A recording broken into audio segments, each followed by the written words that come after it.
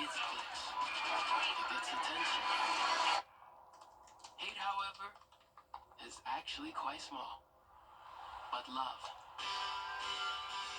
Love is the majority. Filling up something far more important than any feed. Love fills our hearts, our lives, our every day with understanding, empathy, and compassion. Leaving hate to become what it truly is, a whisper.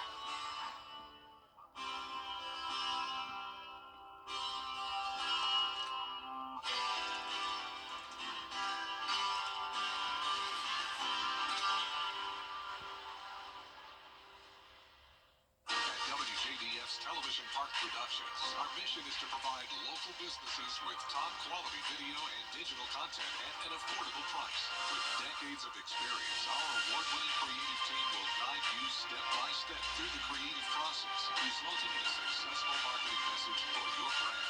Over the years, we've helped hundreds of local businesses expand their voice. Visit WJBF.com/creative to find out how we can do the same for you.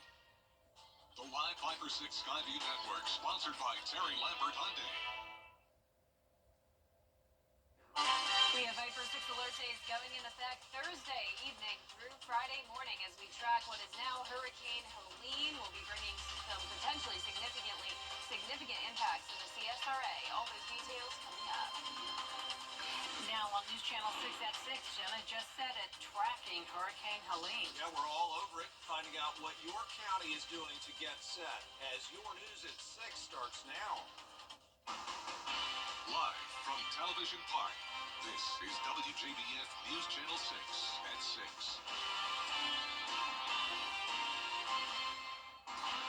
Good evening, everyone. I'm Jenny Montgomery. I'm Brad Means. Thanks for joining us. Your top stories in a moment, but first, let's check in right away with our chief meteorologist, Jenna Petracci. Well, right now on Live Viper 6, it's actually nice and dry here in the CSRA, but we do have some rain knocking on our door. That is impacting Athens at the moment and all over Atlanta. You can see a large area of rainfall from the Tennessee Valley down towards Alabama and even scattered showers and storms in Florida. All of this rain is already leading to some flash flood warnings in parts of Georgia and Alabama. And believe it or not, this is not even from Helene. This is from a stalled frontal boundary. And then we have Helene down in the Gulf of Mexico. So there's the front, there's the tropical, or well, hurricane now with winds up to 85 miles per hour. This is going to merge with this low pressure system, and that's why it's going off towards the west. And we will be on the east side of things, bringing us the chance of significant impacts here in the CSRA starting tomorrow. But in the meantime, it's still looking nice outside. It's just cloudy here on our Terry Lambert Hyundai Skyview Cam in Augusta. Temperatures are in the low to mid 80s, 86 in Thompson, 82 in Allendale, 81 in Aiken. We are done with the 90-degree weather. Upper 70s already in Sylvania, 87 in Wrightsville, and 85 in Edgefield. Winds are picking up the pace for sure. Sustained values around 10 to 15 miles per hour coming in from the southeast, and the gusts all the way up to 22 miles per hour now in Augusta. It will stay breezy tonight, and we will have rain moving into our western counties and a few thunderstorms between 8 and 9 o'clock tonight, continuing into the overnight hours. So we have Viper 6 Alert Days going in effect Thursday evening and continuing through Friday morning as we track Hurricane Helene. Will be likely moving into Georgia as a Category 1 hurricane still. It's very important that you take a moment to download the Live Viper 6 weather app so you have a way to receive warnings, especially considering this event will be overnight through the most part. And also follow the WJBF Live Viper 6 weather team on Facebook. We will all be posting frequent updates. I will have more details on the forecast coming up, but back to you. Tonight, state agencies are getting set to send resources to help those around Georgia as this bad weather approaches. Governor Brian Kemp declaring a state of emergency until October 2nd. That'll free up at least 500 National Guard troops to help communities. The wind's going to have major effects on power lines. It's going to have a lot of effect on trees. There's going to be a lot of downed trees, a lot of downed power lines, so we are encouraging you to stay away from those. And the cost of this storm is going to be extremely high. I think it's probably going to, if it plays out to how it's being described, it could be one of our most costly storms that we've seen in recent years. Jima says the biggest thing you can do now is prepare and then stay off the roads because of those heavy winds he mentioned. Local power companies are bracing for an impact from Hurricane Helene. Isabella Moody's live now in Blythe with a look at how Jefferson Energy Cooperative is preparing. Isabella. The brunt of the storm we felt overnight Thursday into Friday, and representatives from Jefferson Energy want you to be prepared for when the storm hits. The storm could bring 5 to 6 inches of rain in our western counties, with isolated flooding, with 2 to 4 inches in other parts of the CSRA. With high winds, this can cause trees and power lines to fall, which could lead to power outages. Jefferson Energy Cooperative is preparing for these possible outages. They want you to remember to continue to stay updated and check in with what is going on in your area if your power goes out. We have a text program for our members, and they can text us at 877 Jefferson, and what they can do is just put in JEC outage. It's all one word, JEC outage, and that way they can get update information for their home or their business for the outages. They encourage those to stay inside and stay off the roads if possible. Live in Blythe, Isabella Moody, WJBF News Channel 6. Similar story in Scriven County where they are getting set for whatever Helene may bring. But remember, they're also continuing recovery efforts after heavy damage from Tropical Storm Debbie. That was just a few weeks ago. Graham Lee reports. Just a few weeks ago, Scriven County saw close to 15 inches of rain from Tropical Storm Debbie. But now they're having to get ready for Helene, a storm that EMA officials say could be an even bigger problem. The way it's looking, this storm is bigger, it's wider, and more of an impact with the intensity that it's going to bring. Kreider and other county leaders meeting with the National Weather Service on a Zoom call today to monitor Helene. It comes only weeks after parts of the county saw heavy flooding and other damage from Debbie. We still got some roads that's washed out that we haven't had a chance to get to, and we've basically did some emergency patching on some stuff, and so we can get as many roads passable as possible. So we're that's going to be an ongoing process, and hopefully we won't get too much damage from the storm that's coming now to impact the stuff that we have emergency patch. So that's what we're hoping. The Georgia Department of Labor announced Scriven County is one of 8 across the state approved for disaster unemployment assistance. Kreider says they're telling homeowners once again to be cautious and stay inside, but county leaders are also staying on their toes. We just got to stay vigilant and keep all our stuff in order, and just good communication between all our agencies and the school board and things like that, so that we've got that is good, and that try not to have any surprises. Just staying on board with everybody and keeping everything up to breast. Our Viper 6 alert team is expecting the county to see winds up to 45 miles per hour from Helene, along with a slight risk for tornadoes. We'll have all the details you need to know on our website, WJBF.com. In Sylvania, Graham Lee, WJBF, News Channel 6. The Bamberg County Sheriff's Office has launched a new program to check on vulnerable community members. The Are You OK program provides weekly check-ins for seniors, those with medical conditions, and people living alone. If someone can't be reached after 3 calls, their emergency contact is notified. Deputies will be sent if needed. We want to be there for them to help supplement the family, because most kids graduate, they move away from home, and they leave their elderly family members here, and this is just an added layer just to check to make sure that they're okay. If you'd like to participate, contact the Sheriff's Office. We do have several school changes to tell you about. In Richmond County, school will be held as normal tomorrow, but all after-school activities will be suspended by 6 p.m. After-school activities will end early in Aiken County tomorrow, and students will have e-learning on Friday. For a full list of scheduled changes, just go to our website, WJBF.com. An important community center in South Augusta is reopened. The Henry Brigham Center now offers programs for all ages, including mentoring, senior citizen activities, fitness, and community events. The center features a gymnasium with a second-level indoor walking track, a fitness and dance room, a computer lab, space for esports and gaming, meeting rooms, a steam room, a sauna, and a kitchen. Look at that. It is just first class, and it took a lot of hard work by a lot of folks, led by Augusta Commissioner Bobby Williams. I walked into the front office one day and it looked like a cave. And I'm like, this is not something that is conducive to what is good for the neighborhood. So we started with showing pictures at the commission meeting and talking with the other commissioners. I had to take my hat off to them. Eventually, people saw that it was something that was really needed. This is a shot in the arm for our community here, and we're hoping that there's something that brings a smile to the community. People will be able to enjoy the activities and resources the center provides Monday through Saturday during select hours. To find out details, just go to our website, WJBF.com. Coming up, commissioners at odds over a series of staff changes. We'll hear from both sides after the break. Tuesday. Some Augusta commissioners are blasting their colleagues over actions taken at Tuesday's meeting. As we reported, 3 longtime city leaders were forced out after the naming of a new permanent city administrator. George Escala has the story. For some Augusta commissioners, the changes in leadership and city government was anything but the proper decision. It was vindictive, it was payback, and it was political. The good old boy system wants what the good old boy system wants, and they got it yesterday. On close votes, commissioners approving the forced resignations of Interim Administrator Takia Dowse, Procurement Director Jerry Sams, and Finance Director Donna Williams. Dowse spending 2.5 years as Interim Administrator. To walk me out? Are you serious? Was surprised there was a deputy marshal on hand to escort her out. An administrator, a young lady that's given this city 2 years and 7 months of exemplary service, and have did 2 budgets over $1 billion.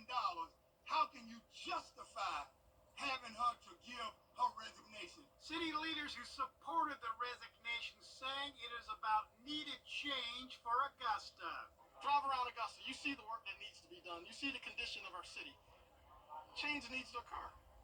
And I think leadership changes need to occur. But at a news conference, opponents say the move was orchestrated by the mayor because the 3 stood up to him for not following the city credit card policy. Tell me one thing that either one of those individuals have done to warrant them to have to resign from their position other than tell power no. So they can call it politics, they can call it whatever they want. Change will continue. We're going to make a better community. City leaders left bitterly divided, and from now, that's not going to change. In Augusta, George Escala, WJBF, News Channel 6. I'm Phyllis Salazar with Weather headlines on News Channel 6, brought to you by Hickson Roofing. The live 5 for 6 mobile app. Download it today. Now, your most accurate forecast with WJBF Live 5 for 6. Welcome back. Look at all of this rain already impacting northern and western Georgia. We are seeing several flash flood warnings already popping up as far west as Alabama, and there's even rain down in Florida now. So we have multiple things going on here. We have a stalled frontal boundary, and then of course we also have Hurricane Helene. That's what's bringing the rain in Florida. Here in town, though, it is still dry. You can see it does look very stormy off in the distance, though. Here on our Terry Lambert Hyundai Skyview Cam in Swainsboro. We're currently sitting at 82 degrees, southeast wind of 14 miles per hour. Gusts all the way up to 20 to 25 miles per hour this evening, and temperatures are in the low to mid 80s across the board. As for satellite and radar, there's that stalled frontal boundary I was talking about. So this is why places like Atlanta and even down towards Macon are dealing with a lot of concerning flooding issues over the next couple of days. For us, not quite as bad, but we'll get into that in just a moment. Right now, Hurricane Helene is at 85 mile per hour sustained winds.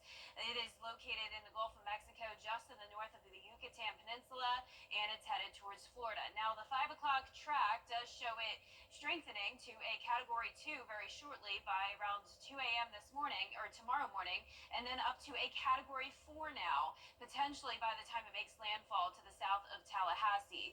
So as we go into Georgia, and notice it could still be maintaining that Category 1 strength, 80 mile per hour winds as far north as Macon, maybe even Atlanta. The track does continue to shift towards the west, though. So you may be thinking the CSRA is out of the woods with this, but that is not the case. We will be still having some impacts as we are on the east side of the center of the storm, which is unfortunately the side with all all the bad impacts when it comes to the high wind gusts, the heavy rain, and that tornado threat. So notice all of the CSRA included under a tropical storm warning and even a hurricane warning for Macon down towards Valdosta. For our futurecast here, you can see that stationary front to our west, a lot of moisture coming in, and you can see a widespread rain by tomorrow morning. So we'll start to see some rain late tonight in our western counties and then covers the entire CSRA by tomorrow morning.